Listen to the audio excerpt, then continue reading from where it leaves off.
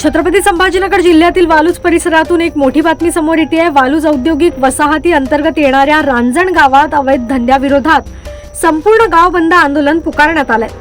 गावात वाढत चाललेली अवैध दारू विक्री, उघड्यावर गोमांस विक्री, सट्टा जुगार आणि अनियंत्रित वाहतूक यामुळे गावातील शांतता आणि सामाजिक वातावरण पूर्णपणे बिघडल्याचा आरोप ग्रामस्थांनी केलाय। या आंदोलनाचा मोठा परिणाम पाहायला मिळाला असून रांजण गावातील जवळपास सर्वच दुकाने, व्यावसायिक आस्थापना आणि सेवा पूर्णपणे बंद ठेवण्यात आल्यात। संपूर्ण गावात आज शुकशुकाटाचं वातावरण पाहायला मिळतंय।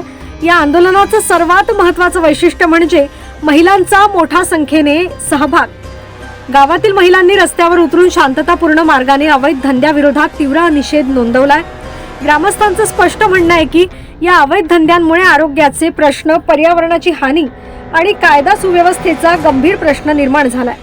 या संदर्भात प्रशासनाकडे अनेक वेळा तक्रारी करूनही आजपर्यंत कोणतीही ठोस कारवाई न झाल्यानं ग्रामस्थांमध्ये प्रचंड नाराजी आहे। सकाळपासूनच गावातील प्रमुख चौरस्त्यावर ग्रामस्थांनी गर्दी केली होती आणि प्रशासनाने तात्काळ हस्तक्षेप करून अवैध धंदे कायमचे बंद करावेत अशी ठाम मागणी केली। जर लवकरात लवकर कारवाई झाली नाही तर आंदोलन आणखी तीव्र करण्यात येईल असा इशाराही आंदोलनकर्त्यांनी दिलाय। दरम्यान परिस्थितीचा अंदाजा घेत प्रशासनाकडून गावात पोलीस बंदोबस्त तैनात करण्यात आलाय। संबंधित अधिकाऱ्यांचं म्हणणं आहे की संपूर्ण प्रकरणाची चौकशी सुरू असून सर्व संबंधितांशी चर्चा करून योग्य निर्णय घेतला जाईल। पण सवाल एकच आहे, प्रशासनाची कारवाई कागदावरच राहणार की रांजण गावाला खरंच अवैध धंद्यांपासून मुक्ती मिळणार? आज आपल्याकडे अवैध दारू विक्री चालू आहे।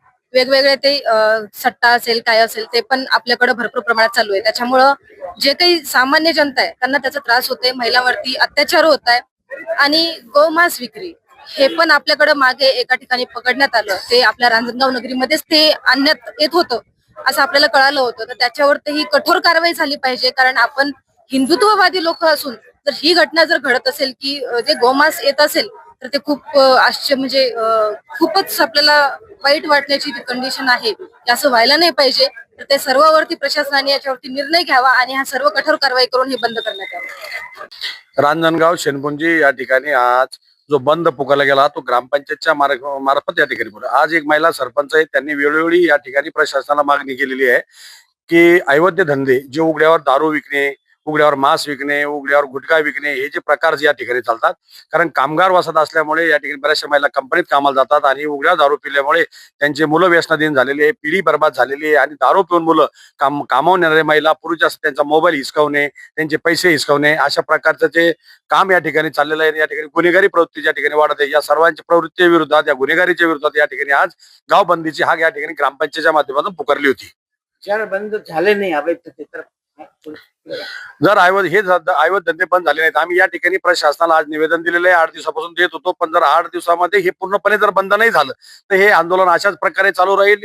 या ठिकाणी कलेक्टर, CP, DCP, राज्य उत्पादन शुल्क, आरोग्य विभाग या सर्वांच्या ठिकाणी आम्ही या ठिकाणी आंदोलन करू। अन्यथा नाही जमलं या सर्वांच्या नावानिशी आम्ही हायकोर्टामध्ये PIL दाखल करू। माझं नाव दत्तू हिवाळे, रांजणगाव शेनपुंजी। मी माजी ग्रामपंचायत सदस्य, रांजणगाव शेनपुंजी। या संदर्भात अवैध कामाबद्दल आपण जे गाव बंदची हाक केलेली आहे त्यानुसार MIDC पोलीस स्टेशनचे वरिष्ठ निरीक्षक गाडे साहेब तसं राज्य उत्पादन शुल्क विभागातर्फे मी तिथे हजर राहून आपल्यास हे आश्वासन देतो।